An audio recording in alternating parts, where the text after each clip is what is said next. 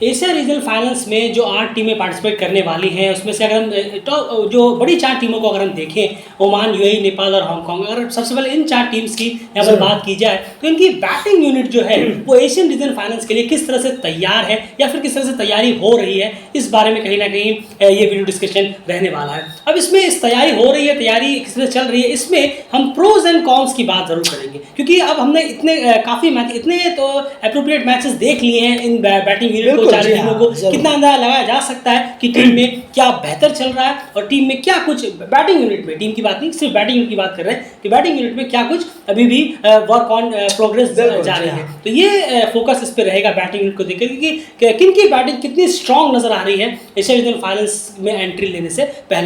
तो सबसे पहले यहाँ अगर हम बात करें, शुरुआत यूएई से करते हैं। यूएई की जो बैटिंग हमने देखा गल्फ टूर्नामेंट चैंपियनशिप, सिर्फ हम 1-2 मैचेस के बारे में बात नहीं कर रहे हैं, काफी लंबा वक्त भी हो गया, 1-1.5 महीने से काफी क्रिकेट खेल रहा है चारों ने। तो गल्फ टूर्नामेंट चैंपियनशिप से भी हम इसको ऐड ऑन कर रहे हैं और इसमें जो फाइनल सीरीज इसमें भी जो बात चल रही है, इसमें यूएई की बैटिंग फैक्टर की अगर हम बात करें, मोहम्मद वसीम डेफिनेटली एक आध टच में जरूर है, यहाँ पे नेपाल के खिलाफ 2 मैचेस में चले जरूर, उतने इस फाइनल सीरीज में अब तक चले जरूर नहीं है, लेकिन फिर भी उनका जो रिदम है तो चलना पड़ेगा, चलना ही चलना है, क्योंकि अगर वो नहीं चलते तो यूएई के लिए दिक्कतें हो जाती है। अब वो बात और है कि ये एक पॉजिटिव, इसको आप पॉजिटिव में जरूर ले सकते हैं कि मोहम्मद वसीम के चलने के बावजूद भी टीम ने नेपाल के खिलाफ एक बार 140, जो कि स्कोर काफी नहीं था, लेकिन उसके बाद कल 164 ये स्कोर अच्छा खासा स्कोर था। मोहम्मद वसीम कल भी नहीं चले थे, सिर्फ 8 रन बनाकर आउट हो गए थे, तो ये एक पॉजिटिव साइन टीम के लिए बहुत बेहतर जरूर है। लेकिन यहाँ पर जो एक दिक्कत यहाँ पर निकल कर आ रही है वो है वृत्या अरविंद का टू मच स्लो खेल जाना। और ये हमने सिर्फ कल की बात नहीं है कि हम कल का मैच को उठाकर बोल रहे हैं, आप गल्फ टूर्नामेंट चैंपियनशिप के वृत्या अरविंद की इनिंग को देखिए, वहां तो वो चले भी नहीं थे इतना ज्यादा, एक आध मैच में चले थे, इसी सीरीज में देख लीजिए आप, तो 29 मारे उन्होंने, एक मैच में इससे पहले वाले में उन्होंने 29 मारे, वहां पर वो आउट हो गए, जहां पर वो अच्छे खासा उस गेम को फिनिश कर सकते थे। और कल भी उन्होंने 45 रन बनाए 51 बॉलों में, और उस इनिंग का किसी को भला नहीं बना, यूएई को ना उनको, एंड ये एक बड़ी सरदर्द है क्योंकि उनका डाउन बहुत इंपॉर्टेंट है। और वहां पर आप अगर आप खेल रहे हैं शुरुआत में तो कोई दिक्कत नहीं है, लेकिन जब आप आएंगे 14-15 ओवर पर आप एंटर होंगे उसके बाद वाले फेज पर, तब अगर आप एक्सीलरेट नहीं करेंगे और आउट होके चले जाएंगे तो फिर आपके ऊपर प्रेशर आएगा, आपके ऊपर ब्लेम आएगा। तो वृत्या अरविंद को रन्स कर तो रहे हैं, अरे 25 रन 25 बॉलों में 30 बॉलों में तो बॉलर भी मार लेंगे, ये सीधी सी बात है, ये इसमें कोई हैरानी भरी बात नहीं है कि अगर आप 30 बॉलें दे बॉलर को तो वो भी कहीं ना कहीं 15-20 रन आराम से मार के आएंगे। बस ये है, अगर ग्राउंडेड खेलना है तो वो भी मार के आएंगे, लेकिन आप 1 डाउन के बैट्समैन हैं, स्पेशलिस्ट है, तो ये थोड़ा दिखाना होगा कि भाई 80 के स्ट्राइक रेट से मैं अभी खेल रहा हूँ और जब मैं आउट हुआ तो मेरा स्ट्राइक रेट 130, 135, 40, 140 के करीब पहुँच गया और मैं 70 रन 45 बॉलों में करके आउट हुआ हूँ, तब ये बेहतर लगता है बजाय जो आप इनिंग ये खेल रहे हैं। इससे फायदा यूएई को बिल्कुल नहीं होगा। बिल्कुल, एक और बिगेस्ट पॉजिटिव है यहाँ पर यूएई के लिए, वो है बासिर हमीद की फॉर्म। ये तो बहुत ही बेहतरीन फॉर्म की नजर आ रही है, जिस तरह से उन्होंने हिटिंग की, और कल भी उन्होंने नेपाल के बॉलर के खिलाफ करीब 5 छक्के लगाए थे। मैच की बात करूँ उससे पहले भी उन्होंने नेपाल के खिलाफ, नेपाल वाले मैच में अच्छी इनिंग खेली, हांगकांग के खिलाफ भी उन्होंने, तो ये सबसे बड़ी बात है कि जो बासिर हमीद की जो फॉर्म है वो काफ़ी ज़्यादा प्रॉमिसिंग नजर आ रही है, और ये एक एक्स फैक्टर है यूएई की बैटिंग की अगर हम बात करें, क्योंकि मोहम्मद वसीम के चलने के बावजूद जो टीम ने रन्स किए हैं, अच्छे खासे स्कोर तक पहुंचे, एक बार रेस्पेक्टिव टोटल तक और कल तो एक कम्पिटिटिव टोटल तक भी पहुंचे। और बासिर हमीद की जो फॉर्म इस वक्त, जो उनके बल्ले से जो रन्स निकल रहे हैं, जो फ्लो में रन्स निकल रहे हैं, तेजी से जो रन्स निकल रहे हैं, ये दोनों एक पॉजिटिव साइन यूएई की बैटिंग के लिए जरूर है। लेकिन वहीं पर हमने कॉन्स की बात की तो वो वृत्या अरविंद का एक तो ऑन ऑफ वाला फॉर्म भी, और साथ में जिस तरह से वो रन्स कर रहे हैं, उनको स्ट्राइक रेट को अपने बढ़ाने की जरूरत है। अब ये नहीं कि स्ट्राइक रेट आपने एक, और आपके ग्रुप में तो खैर इतनी छोटी टीमों की है भी नहीं, कुवैत, बहरीन बहुत अच्छी कंपीटिटिव टीमें हैं, और तो वहां पर कहीं ना कहीं आपको एक्सलेट करना पड़ेगा और उसके बाद देखना होगा टीम कहां तक पहुंचती है। तो यूएई की बैटिंग की जो हालत है वो ये है। एक बड़ा और सरदर्द है बीच में, वो है आसिफ खान। जी हाँ, आसिफ खान बैटिंग करते वक्त ऐसे नजर आते हैं कि मेरा बल्ला है, मैं बल्ला चलाऊंगा तो हर बॉल बाउंड्री के पार ही गिरेगी। ये आपकी बहुत बड़ी गलत, ये बहुत बड़ी गलतफहमी है, इससे हम इररिस्पांसिबल क्रिकेट कहते हैं। क्या कहेंगे? बिल्कुल सही कहा आपने, इररिस्पांसिबल क्रिकेट है ये, कहीं से भी नहीं लगता कि आप प्रोफेशनल हैं। आप देखिए 3 नंबर पर आ रहे हैं आप, अगर नहीं चौथे नंबर पर आ रहे हैं आप, फर्स्ट आप देखेंगे तो प्रत्यावर्ती आते हैं वन डाउन, फिर सेकंड डाउन वो आते हैं, तो यहाँ पर चौथे नंबर पर आप आ रहे हैं बल्लेबाजी करने, तो कहीं ना कहीं थोड़ा सा अपने आप को थोड़ा सा एक प्रोफेशनल के तौर पर लेने की ज़रूरत है कि हाँ स्ट्राइक रेट बढ़ाना है, और आप बढ़ाते भी हैं, ऐसा नहीं है। एक छक्का आपने मारा बहुत अच्छा लगता है, लंबा लंबा स्ट्राइक रेट की दिक्कत नहीं है आपसे दिक्कत है प्रेजेंस ऑफ रिस्पॉन्सिबिलिटी निभाने की, जो आप नहीं कर रहे हैं। उम्मीद होगी कि अब कुछ मैचों में हमें दिखेगा, ये तो कुछ मैच बचे हैं यहाँ पर दिखेगा, और आने वाले रिजर्व फाइनल्स में, क्योंकि बहुत ये जो हमने वीकनेस गिनाई है ये बहुत महंगी पड़ेंगी यूएई को। अभी शायद ना लगे, लेकिन कुछ टाइम बाद जब यूएई नहीं पहुंचेगा, अगर ऐसा हुआ तो देखिएगा यही रीजंस उनमें से भी एक जरूर होगा जी। और पहुंचा तो डेफिनेटली मोहम्मद वसीम और आसिफ खान जरूर चले होंगे, इनका कंट्रीब्यूशन बड़ा रहा होगा। एंड कल मैं एनालिसिस में कह रहा था कि आज वीडियो में बात करेंगे आसिफ खान से रिलेटेड एक चीज़ की। यहाँ पर यार आसिफ खान हम जानते हैं कि तेज़ हिटर है, काफ़ी लंबे लंबे शॉट्स लगाने की वो कोशिश करते हैं, काफ़ी तेज उनका स्ट्राइक रेट भी रहता है। तो यहाँ पर आसिफ खान को मुझे ऐसा लग रहा है एंड इस डाउन पर यूटिलाइज ज़्यादा बेहतर नहीं हो पा रहा, बजाय उन्हें एक डाउन और नीचे करने के। आप क्या कहेंगे? क्योंकि हम यहाँ पर देख रहे हैं कि वहाँ पर एक वित्तीय अरविंद अभी थोड़ा स्ट्रगल कर रहे हैं रन्स के लिए, तो मुझे ऐसा लगता है कि एक प्लेयर को वहाँ पर सेकंड डाउन भेजकर इन्हें थर्ड डाउन किया जा सकता है, या तो बासिल हमीद की ऊपर एंट्री हो, या फिर किसी और प्लेयर को आसिफ खान की, क्योंकि आसिफ खान जितना नीचे आएंगे उतना ज़्यादा मुझे लगता है, जितनी कम बॉलें बचेंगी उतना ज़्यादा मेरे ख्याल से आसिफ खान को यूटिलाइज किया जा सकता है, जैसे हम देखते हैं दीपेंद्र सिंह ऐरी के केस में। नहीं बिल्कुल सही कहा आपने, अली नासिर को आप ऊपर कर सकते हैं, जैसे कि अलीशन शराफू भी थे। हाँ अलीशन शराफू भी हैं, उनको आप खिला सकते हैं, यहाँ पर मौका दे सकते हैं। और बासिर हमीद को जहाँ है मेरे ख्याल में वही ठीक है, इसी वक्त वो रन कर रहे हैं, और इसी वक्त अगर आप उनसे फायदा उठाएंगे, फॉर्म जो है वो बड़ी अजीब चीज़ होती है। अब क्लास तो चलिए आपका वो परमानेंट रहता है, ये वो एक कहावत भी है, वो जो भी कहावत है, form is temporary class is permanent, लेकिन यहाँ पर अभी फिलहाल जो रन कर रहे हैं बासिल हमीद, प्लीज उनको वहीं यूटिलाइज करने दें और उनसे रन्स लें कि हाँ यार आप रन दो, आप कर रहे हो, ये एक पॉजिटिव है।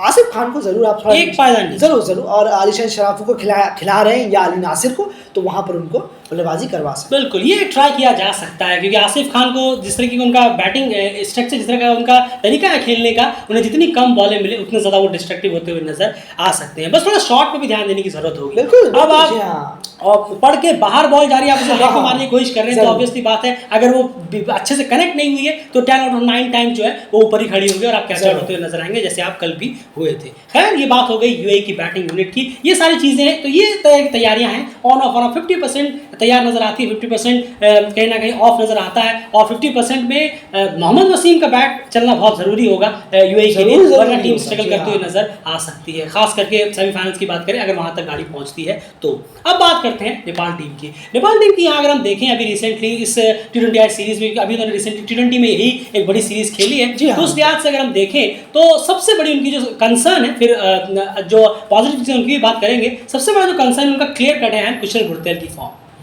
ये कहीं ना कहीं थोड़ी सी दिक्कत है, और हो क्या रहा है कि कुशल भुरतेल अगर हम देखें, अगर मान के चलिए एग्जाम्पल के तौर पे 100% में से वो कहीं ना कहीं खुद भी मौका दे रहे हैं कि बॉलर अब मुझे आउट कर चले जाएं। बिल्कुल एक दो मौके ऐसे भी हुए जहां पर उन्होंने अपना विकेट थ्रो किया बजाय बॉलर्स के विकेट लेने के। जरूर और ज़्यादातर टाइम हमें यही देखने को मिलता है, बहुत कम ऐसा होता है कि कुशल भुरतेल आए हैं इस सीरीज़ में, जैसे हमें देखने को मिला है कि उन्होंने अपना विकेट दिया है। अभी लास्ट टाइम देखें, अभी यस्टरडे की बात है जब कल वाला सिर्फ बॉलर का था। बिल्कुल सही कहा आपने, वो विकेट था उन बॉलर का, लेकिन बाकी टाइम अगर हम देखेंगे किस तरीके से कहाँ कौन सा शॉट खेल रहे हैं, कहाँ बल्ला चला रहे हैं, गैप बैक पैड में है, तो कहीं ना कहीं थोड़ा सा अभी रन्स में काफ़ी लीक कर रहे हैं इस वक्त। उम्मीद है कि थोड़ा सा अगर अपने आप को वो वक्त देकर खेलेंगे, 10-15 बॉलें लेंगे तो शायद कुछ हो सकता है, बजाय एकदम से बॉल 1 से हिटिंग में आने के थोड़ा सा अपने आप को वक्त देंगे तो बेहतर है। देखिए मैं एक एग्जांपल देना चाहूँगा, मैं जानता हूँ ये काफ़ी डिफरेंट है, लेकिन अभी आप देखें डेविड वार्नर को,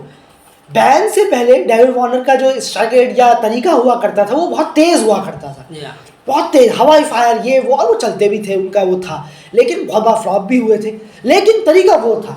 लेकिन अचानक से जब वो बैन के बाद आए हैं उन्होंने टिकना शुरू कर दिया है, शुरुआत में काफ़ी टिकना शुरू कर दिया, और उसका हमें दिखा भी, रन्स भी उन्होंने किए, ज़रूर है बहुत बार विकेट भी गिरा है, लेकिन उन्होंने अपना तरीका बदल दिया है क्रिकेट खेलने का, थोड़ा टिकते हैं उसके बाद वो चालू करते हैं मारना। लेकिन पहले क्या था, डेविड वार्नर का बॉल 1 से ही वो शुरू कर देते थे कि हाँ भाई अब शुरू करो तेज, कभी लगता था कभी नहीं। बिल्कुल, तो कहीं ना कहीं कहने का मतलब ये है कि जब तक आपकी यहाँ पर जो आपके बल्ले से रन्स का फ्लो नहीं निकल रहा, तो आपको कहीं ना कहीं कुछ बॉलें पिच पर लेनी होंगी, ताकि आप थोड़ा सा कहीं ना कहीं रन्स अगर आपकी तरफ आए, 10, 15, 20 रन आपकी तरफ आ जाए, फिर कहीं ना कहीं आप अपने वापस से अपने रूप में आ सकते हैं। तो कुछ वक्त पिच पे बिताने की कोशिश करिए, ऑटोमेटिकली आप देखेंगे कि आपकी जो फॉर्म है, आपके बनने से जो रन्स हैं वो आपके पास जरूर वापस लौटेंगे। तो ये एक कंसर्न कुशल भुरतल के नाम पर जरूर टीम में है। वहीं पर पॉजिटिव की बात करें तो आसिफ शेख काफी अच्छे टच में नजर आए हैं और मेरे ख्याल से स्टार सीरीज के हायर टॉप स्कोरर ही वो है, 147 रन करीब उनके हो चुके हैं 4 इनिंग्स में, तो वो बेहतर कर रहे हैं। कल भी उनकी एक बहुत अच्छी मैच विनिंग इनिंग आई जब उन्होंने मैच को बिल्डअप किया। उसके बाद रोहित पुड़ैल बहुत ही अच्छे टच में है,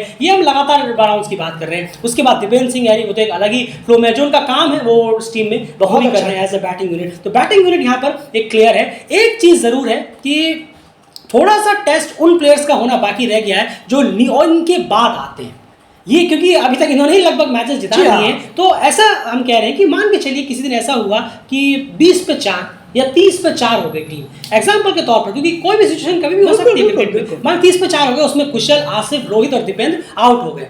अब टीम को 110 या 120 रन और बनाने हैं, तो उस सिचुएशन पर इन बैट्समैन का टेस्ट अभी थोड़ा सा होना बाकी है। ये अभी हुआ नहीं है इस टाइम सीरीज में, क्योंकि इन चारों बैट्समैन ने लगभग पूरा गेम जो है वो निकाल दिया है। अगर हम देखें तो उस टेस्ट के लिए कितने प्लेयर्स तैयार हैं, ये भी एक वेट एंड वॉच की पॉलिसी है। ये मेरे ख्याल से हमें आने वाले रीजनल फाइनल्स में ही कहीं ना कहीं पता चलता हुआ नजर आएगा। अभी एक फाइनल मैच और बाकी है, लेकिन देखना होगा उसमें क्या कुछ होता है। तो ये एक टेस्ट होना अभी और बाकी रह गया था इस ट्राई सीरीज में, जो अभी हमें देखने को मिला नहीं है। लेकिन गुलशन जहाँ प्रॉमिसिंग जरूर है, ऐसा नहीं है कि वो स्कोर नहीं कर सकते, उन्होंने मेरे ख्याल से किया भी था फर्स्ट किया था, उन्होंने रोहित के साथ मिलकर उन्होंने पार्टनरशिप की थी। तो ऐसा नहीं है कि प्रॉमिसिंग नहीं है, लेकिन ये सिचुएशन पे टीम बहुत कम आई है, जो कि अच्छी बात है कि ऊपर के 4 बैट्समैन ने रहा, 3 विकेट जरूर गिरे हैं। उसके बाद टीम ने जो कल ही आप देखिए 11 पे 3 थे, लेकिन उसके बाद टीम ने आसिफ, रोहित और दीपेंद्र के साथ मिलकर इस गेम को आगे निकाल दिया। तो ये एक कंसर्न यहाँ पर जरूर है। एंड बैटिंग ऑर्डर से रिलेटेड आप कुछ बात कर रहे थे कि नेपाल की कौन सी बैटिंग ऑर्डर आप चाहेंगे एशिया रीजनल फाइनल्स में देखना, टॉप 4 की मैं बात कर रहा हूँ। जरूर देखिए, सोमपाल कामी को जो ट्राई कर रहे हैं, ये शायद उनको लग रहा होगा कि ओडीआई का जो रन है वो शायद यहाँ पर भी काम आ जाए, कि वो शायद थोड़ी बल्लेबाजी कर ले। तो ऐसा नहीं है, T20 में आप ओडीआई से कंपेयर करके ऊपर भेजना ये थोड़ा अजीब लगता है। और वो जिस डाउन पर अच्छा कर रहे हैं वहीं रहने, बस 6-7वें नंबर पर बेहतर है, वहीं बेहतर कर रहे हैं वो। जरूरत पड़ेगी तो वहां पर वो जब टीम को चाहिए होंगे रन तो वहीं से रन कर देंगे। तो बेहतर होगा कि रोहित पुड़ैल 1 डाउन आए, 2nd डाउन आपके कुशल मल्ला आए और 3rd डाउन यहाँ पर दीपेंद्र सिंह आए। तो ये एक अच्छा सेटल रहेगा। ओपनर ऑब्वियसली कुशल भुरतैल और आसिफ शेख, तो बहुत अच्छा रहेगा। उम्मीद भी रहेगी कि जो कोच है, कप्तान है, वो यही सोच रखते हैं कि हाँ बस यही हमें उतारना है बैटिंग ऑर्डर। बस हम ट्राई कर रहे थे, लेकिन अगर हमें वहाँ पर ये दिखेगा तो थोड़ा अजीब लगेगा वाकई में कि एक बॉलर को इस तरीके से ऊपर बार बार भेजना इतने बड़े टूर्नामेंट में, ये थोड़ा अजीब डिसीजन लगेगा। लेकिन उम्मीद है, दिल्ली क्रिकेट मानता है कि बस यहीं तक था, वहाँ हमें ये नजर नहीं आया। बिल्कुल सही कहा, क्योंकि अगर उन्हें कंट्रीब्यूशन देना है तो वो नीचे आकर भी जरूर दे सकते हैं, और उन्होंने उसी पोजीशन पर आकर कंट्रीब्यूशन दिए भी हैं। अगर हम लेकिन ओडीआई को इससे मिक्स करना ये कहीं ना कहीं सही नहीं। बिल्कुल सही कहा आपने। तो कहीं ना कहीं क्योंकि आपको अपने स्ट्राइक रेट के साथ साथ अगर आप यहाँ पर सिर्फ जमने का काम नहीं होगा, यहाँ जिस डाउन पर आप जिस डाउन की हम बात कर रहे हैं वहाँ पर रन्स भी तेजी से करने होंगे, और वहाँ पर रोहित पुड़ैल आए तो बेहतर है, उसका कुशल मल्ला आएंगे, दीपेंद्र सिंह है, क्योंकि टी20 का मैच है, वक्त बहुत कम, आप तेजी से फ्लैश के तहत 1.5 घंटे में पूरी की पूरी इनिंग कंप्लीट हो जाती है। तो ये छोटी छोटी चीजें ध्यान में देने की जरूरत है, क्योंकि यहाँ तक ट्रांजिशन सीरीज तक सब कुछ ठीक है, क्योंकि यही सब चीजें होती है। बहुत अच्छा होता है, यहाँ पर तो टेस्ट किया, बहुत अच्छा किया, क्योंकि यही सब चीजें होती है जहाँ पर आप टेस्ट वगैरह जो भी आपको करना है आप कर सकते हैं। रीजनल फाइनल्स वहाँ पर एक चीज बहुत ज्यादा मैटर करेगी, क्योंकि वहाँ पर एक गलती और आप शायद रेस से बाहर हो जाए या फिर कहीं ना कहीं थोड़े से देर के लिए डेंजर में पड़ जाए। तो ये सब चीजें वहाँ पर नजरअंदाज करनी होगी। ओवरऑल बाकी जो बैटिंग है वो काफी सॉर्ट आउट है। सबसे बड़ा कंसर्न जो है बस वही है कुशल भुरतैल का जो फॉर्म है, वो अगर जल्दी से आ जाए, फाइनल मैच और देखना हो, क्या पता वहां पर रिदम में आते हैं तो बहुत बेहतर रहेगा। और थोड़ी बहुत ये तो खैर कभी कभार हो जाता है, लेकिन थोड़ा बहुत रनआउट से ही बचने की कोशिश करिए। कुशल मल्ला का 2 बार विकेट वेस्ट हो गया है, खैर थोड़ा अवेयरनेस बस अवेयरनेस होनी चाहिए। हाँ, जैसे हमने कल आपको बताया कि कुशल मल्ला के रनआउट होने के 2-3 रीजंस थे, एक साथ मिल गए तो रनआउट हो गए। जब वो बैकफुट पे गए, वो हमने समझाया, आप जाकर उसे जरूर सुनिए और आपसे शायद सुन भी लिया होगा। तो ये बात हो गई बैटिंग की। तो बैटिंग में अगर हम देखें तो नेपाल के प्रोज ज्यादा नजर आते हैं बजाय कॉन्स के। कॉन्स में क्लियरली है कुशल भुरतैल है, और कहीं ना कहीं छोटा सा एक टेस्ट उन प्लेयर्स का होना भी बाकी रहा है कि नीचे जो बैट्समैन आते हैं, करण, सोमपाल, गुलशन झा और संदीप जोरा, इन सब प्लेयर्स थोड़ा टेस्ट होना बाकी रह गया था। अब हो गया तो हो गया, बाकी प्लेयर्स ने मैच जिता दिया, तो अब क्या कर सकते हैं, जबरदस्ती थोड़ा ना आगे बैठ जाएंगे, क्या भाई आप टेस्ट करो और मैच हार जाओ, ऐसा नहीं हो सकता। चलिए अब बात करते हैं हांगकांग टीम की। हांगकांग की बैटिंग के बारे में आप क्या कहेंगे, कितनी सॉर्ट आउट है कितनी नहीं, क्योंकि सॉर्ट आउट वर्ड तो बिल्कुल भी यूज नहीं हो सकता। नहीं जरूर देखिए, स्ट्रगल ही स्ट्रगल है, बैट्समैन उनके कप्तान स्ट्रगल करते हैं आते ही। जरूर जरूर सही कहा आपने, और बहुत सारा डिफेंसिव रहते हैं। शुरू के 10-12 ओवर में जो टीम है वो बहुत डिफेंसिव नजर आती है।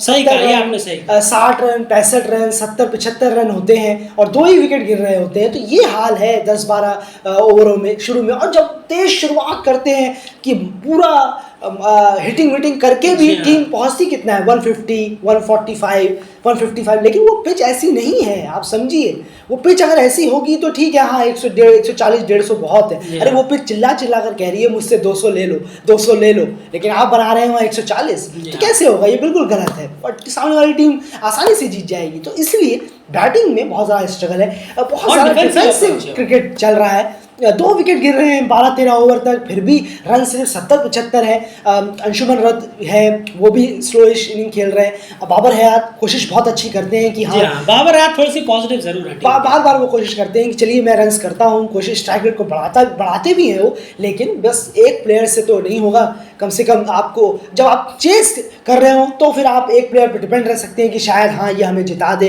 कोई एक दिन ऐसा आ जाए, क्योंकि T20 क्रिकेट में हो जाता है एक प्लेयर भी कभी कभी आपको जिता देते हैं। लेकिन जब आप पहले बैटिंग कर रहे हो तब आई एम सॉरी, ये क्रिकेट आपको जिताने लायक तो कभी नहीं हो सकता। बिल्कुल सही कहा, जिस तरह क्रिकेट आप खेल रहे हैं बहुत ही डिफेंसिव अप्रोच नजर आता है इस बैटिंग यूनिट में। और अगर देखें निजाकत खान लगातार फेलियर, ओपनर अभी फिक्स नहीं है, ओपनर अभी फिक्स नहीं है, ओपनर रन नहीं कर रहे हैं, कप्तान खुद अपने बल्ले से रन नहीं कर रहे हैं। और वो पूरे उन्होंने ऐसी बात नहीं कि यहाँ पर उन्होंने पूरे करियर में अपने T20 आएंगे रन ये नहीं है। आप उनका पूरा स्टार्ट उठाकर देखिए, या फिर आप हमारे कम्युनिटी को स्क्रॉल डाउन कीजिए, वहाँ पर आप देख पाएंगे। हमने एक आर्टिकल डाला था इससे रिलेटेड कि निजाकत खान का जो एवरेज है T20 आई में वो 17 या 18 के आसपास है, जो अपने आप की कहानी बयान कर देता है। और वो 60 प्लस से ज्यादा T20 आई मैचेस अब तक, मेरे ख्याल से 66-67 T20 आई मैचेस वो अब तक खेल चुके हैं। निजाकत खान, अंशुमन रद्द टच में यहाँ पर नहीं है। बाबर हयात एक पॉजिटिव है, बाबर हयात एक पॉजिटिव जरूर है इस पूरी बैटिंग यूनिट में। उसके अलावा सारे प्लेयर ऑन ऑफ जरूर या तो 10-15 रन करके वो पवेलियन लौटते हैं, या फिर वो रन ही नहीं कर पाते। तो ये एक बहुत बड़ा सरदर्द टीम था, और सिर्फ एक मैच की बात नहीं, और नहीं एक माफ कीजिएगा, छोटी सी चीज बोलूंगा कि सामने वाली टीम को कोई परेशानी नहीं है। अगर आप 140 145 तक जाना है, अब पिच एकदम फ्लैट है, बैटिंग बेहतरीन है, तो सामने वाली टीम को कोई परेशानी नहीं है कि अगर आप ऐसे बल्लेबाजी कर रहे हैं उस पर ये विकेट भी गंवा देते हैं, ऑल आउट भी हो जाती है टीम हांगकांग की। मुसीबत में आते हैं एजाज खान हो, यासिर मुर्तज़ा हो, वो अभी अभी आए हैं, लेकिन फिर भी वो जिस तरीके से टच में आना चाहिए, अंशुमन रद्द भी हो, वो है नहीं, और ये हांगकांग के लिए बहुत बड़ी सरदर्द। बिल्कुल, और सिर्फ इस मैच की बात भी नहीं है, मैं जो कह रहा था कि अगर आप देखें मलेशिया ट्रांजिशन सीरीज हुआ, वहां पर भी टीम का यही हाल, स्कोर की गाड़ी आगे बढ़ी नहीं है, डिफेंसिव अप्रोच। उसके बाद वो एशियन गेम्स में गए, वहां पे भी उनका वही हाल रहा। जापान के खिलाफ 125 चेस करने में उन्हें 19 ओवर लग गए, उसके बाद वो यहाँ पर आए। आप देखिए यहाँ पर अभी तक एक मैच भी उनके वो जीत पाए नहीं है। तो ये एक बहुत बड़ा सरदर्द है बैटिंग यूनिट का। जो क्लियर जो सबसे बड़ा फेलियर होने का रीजन है वो है उनका डिफेंसिव अप्रोच। बिल्कुल too much of defensive approach है, और एग्रेसिव अप्रोच का मतलब वो पता है क्या ले लेते हैं कि उठाकर मारना, अंधाधुन बल्ला चलाना। वो हमने देखा 1-2 मैचेस में सब पागल हो गए थे और सब स्टंपिंग पे स्टंपिंग हुए जा रहे हैं यूएई के खिलाफ मैच में। तो उनका एग्रेसिव का मतलब ये नजर आ रहा है, एग्रेसिव का मतलब ये नहीं है आपने स्ट्राइक रेट को बढ़ाने की आपको जरूरत नहीं है, हर बॉल पे आपको बल्ला चलाना है या घुमाते रहना है। ये अप्रोच लेकर जा रहे हैं वो, इसीलिए कहीं ना कहीं लगातार बैटिंग यूनिट फेल हो रही है। बाबर हयात एक पॉजिटिव साइन जरूर है, ये क्रिकेट जरूर मानता है। उसके अलावा बैटिंग यूनिट में कौन सी कॉन्स नजर आते हैं। अब बात करते हैं ओमान टीम की, एंड यहाँ पर भी प्रोज तो हैं, लेकिन कॉन्स भी कहीं ना कहीं कुछ ज्यादा जरूर है। आकिब इलियास और जीसान मकसूद पे टू मच ऑफ डिपेंडेंसी बनकर रह जाती है। बिल्कुल, बाकी सब ओकेशनली नजर आते हैं। आज कश्यप चल जाए दुआ करो, आज अयान खान चल जाए दुआ करो, लेकिन जिसान और आकिब इलियास वो डेफिनेटली कंसिस्टेंट बेसिस पे चलते जरूर हैं। जरूर सही कहा आपने। जतिंदर सिंह का भी अभी कुछ पक्का नहीं है कि वो रिजर्व फाइनल में होंगे या नहीं, क्योंकि उन्होंने कुछ भी खेला नहीं तो कितने चलेंगे, बस यही है क्योंकि काफी टाइम तो मैचेस नहीं खेल रहे। जरूर ये सही कहा आपने, और ये देखना होगा कि वो कैसे क्या करेंगी। तो ओपनिंग भी है खत्म, ओपनिंग शायद इतनी हमें मिले ना देखने को कि ओमान की तरफ से कोई चलेगा या कुछ होगा। तो वही है, आकिब इलियास, जिशान मकसूद और लोअर ऑर्डर ने जिस तरीके का पुअर परफॉर्मेंस दिखाया है इस अफगानिस्तान के एक के खिलाफ 5 T20 में, वो देखने लायक भी नहीं है। टीम 120 पे 2 है, और जैसे ही तीसरा विकेट गिरता है और उसके बाद खत्म, 25-30 रन पे 6-7 विकेट गिर गए, पैकअप हो गया, और टीम के ओवर भी बचे रह गए, या 20 ओवर भी हो गए तो ऑल आउट होके चले गए। और ये एक मैच की बात नहीं कर रहे, कंटिन्यूसली हुआ है इस सीरीज में, हमने कंटिन्यूसली ये देखा है। तो बस यही है कि आखिर बार जिशान ओमान यही करेगा कि प्लीज़ आप दोनों में से कोई लंबी इनिंग खेले, ये डायरेक्टली है और हमें देखने को भी ये मिलेगा कि अगर ओमान क्वालिफाई करता है तो आखिर बार जिशान का बैटिंग के थ्रू और बॉलिंग के थ्रू भी, वो हम बाद में बात करेंगे, लेकिन बैटिंग के थ्रू बहुत बड़ा कंट्रीब्यूशन होगा कि ओमान क्वालिफाई कर पाएगा 2024 के वर्ल्ड कप के। देखिए अब इसमें बात क्या है कि इसमें कोई वो नहीं है, इसमें कोई खराबी नहीं है। आप सोचेंगे कि हाँ ठीक है भाई, किसी के वो भी आखिर ओमान के प्लेयर है, आखिर वो जिशान के दम पर ही सही कम से कम क्वालिफाई तो कर जाए। लेकिन इसमें एक चीज़ क्या है, मान कर चलिए अभी आपको ठीक लगे, मान कर चलिए ठीक रीजनल फाइनल के मैच में, सेमीफाइनल में अगर टीम पहुंचती है, सेमीफाइनल के मैच में दोनों आउट हो गए। अब ऐसा तो है नहीं कि आकिब जिशान आज तक सस्ते में आउट नहीं हुए, ऐसा तो हो ही नहीं सकता। अगर हम बड़े बड़े प्लेयर्स को देखें वो भी कई बार सस्ते में आउट हुए। मान के चलिए कि जिशान और आकिब सेमीफाइनल मैच में आउट हो गए, अब कौन चलेगा? अब वो टीम जो खुद को कॉन्फिडेंटली फील नहीं कर रही है वो क्या रन्स करेगी उस ग्राउंड पर जाकर? तो ये एक बहुत बड़ी दिक्कत है। आकिब और जिशान ने ढेरों रन किए चैंपियनशिप में, इस अफगानिस्तान सीरीज में। इन दोनों के ही मेजॉरिटी ऑफ 60-70% रन है और बाकी जो टीम है इनके इर्द गिर्द खेलती रहती है, तो ऐसा लगता है कि स्कोर ठीक ठाक पहुंच गए। बॉलिंग यूनिट ने अफगानिस्तान ए के खिलाफ सीरीज जिताने में बहुत बड़ी मदद की है, वो आगे हम बॉलिंग यूनिट वाले में बात जरूर करेंगे। तो ये है ओमान के प्रोज एंड कॉन्स को लेकर कि आकिब और जिशान पे टू मच ऑफ डिपेंडेंसी है। हमें फिनिशर्स के जो रोल है टीम में, जो बाकी जो प्लेयर्स इन दोनों के अलावा खास करके लोअर ऑर्डर में, उनकी तरफ से परफॉर्मेंस एकदम निकल कर नहीं आ रही है। बिल्कुल, अयान है, आपके शोएब खान है, मोहम्मद नदीम, ये तीनों जो है, और कभी कभी संदीप गौड़ को भी खिला लिया जाता है, वो भी यहाँ आ जाते हैं, लेकिन रन्स एकदम खाली है। 24 बॉलें 23 बॉलें बची रह जाती हैं और ये सब हवाई फायर करके और इतना खराब शॉट खेलकर आउट होते हैं कि लगता है कि सच में ये क्या बैट्समैन है आपकी टीम के?